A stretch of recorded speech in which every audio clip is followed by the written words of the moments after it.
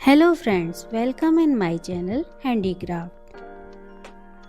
आज का हमारा टॉपिक है जप की माला में 108 दाने ही क्यों होती हैं। क्या है इस संख्या का राज।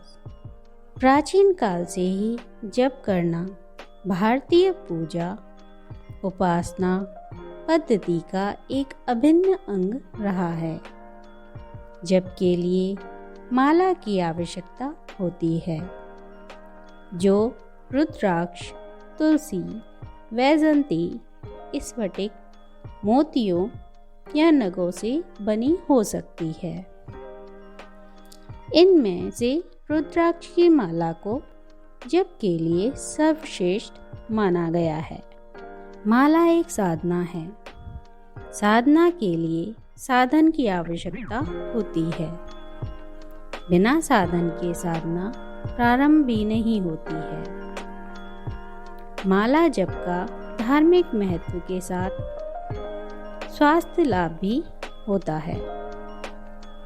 जप करते वक्त माला हाथ में रहने से ध्यान भटकता कम है। इसलिए गुरुदेव अपने शिष्यों को माला हाथ में लेकर ही जप करने के लिए कहते हैं। बिना कुश के अनुष्ठान, बिना माला के संख्याहीन जप निष्फल होता है। माला में 108 दाने ही क्यों होते हैं? इसकी 4 मान्यताएं हैं। पहली, हमारी सांसों की संख्या के आधार पर 108 दानों की माला स्वीकृत की गई है। 24 घंटों में एक व्यक्ति 21,600 बार सांस लेता है। क्योंकि 12 घंटे दिनचर्या में निकल जाते हैं तो शेष 12 घंटे देव आराधना के लिए बचते हैं। अर्थात 10,800 सांसों का उपयोग अपने इष्ट देव को स्मरण करने में व्यतीत करना चाहिए। लेकिन इतना समय देना हर किसी के लिए संभव नहीं है।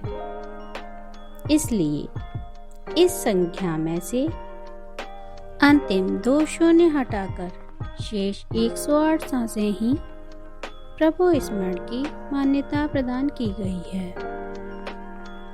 दूसरी मान्यता में भारतीय ऋषियों की कुल 27 नक्षत्रों की खोज पर आधारित है। क्योंकि प्रत्येक नक्षत्र के 4 चरण होते हैं, अतः इसके गुणफल की संख्या 108 आती है, जो परम पवित्र मानी जाती है। और माला के 108 दानों से यह पता चल जाता है कि जप कितनी संख्या में हुआ है। दूसरी माला के ऊपरी भाग में एक बड़ा दाना होता है जिसे सुमेरु कहते हैं। इसका विशेष महत्व माना जाता है क्योंकि माला की गिनती सुमेरु से शुरू कर माला समाप्ति पर इसे उलटकर फिर से शुरू से 108 का चक्र प्रारंभ किया जाने का विधान बनाया गया है। इसलिए सुमेरु को लांघा नहीं जाता। एक बार माला जब पूर्ण हो जाती है तो अपने इष्ट देव का स्मरण करते हुए सुमेरु को मस्तक से स्पर्श किया जाता है। ऐसा माना जाता है कि ब्रह्मांड में सुमेरु की स्थिति सर्वोच्च होती है। तीसरी मान्यता ज्योतिषी शास्त्र के अनुसार समस्त ब्रह्मांड के 12 भागों में बांटने पर आधारित है। इन 12 भागों को राशि की संख्या दी गई है। हमारे शास्त्रों में प्रमुख रूप से 9 ग्रह माने जाते हैं। इस तरह 12 राशियों और 9 ग्रहों का गुणनफल 108 आता है। यह संख्या संपूर्ण विश्व का प्रतिनिधित्व करने वाली सिद्ध हुई है। चौथी मान्यता सूर्य पर आधारित है।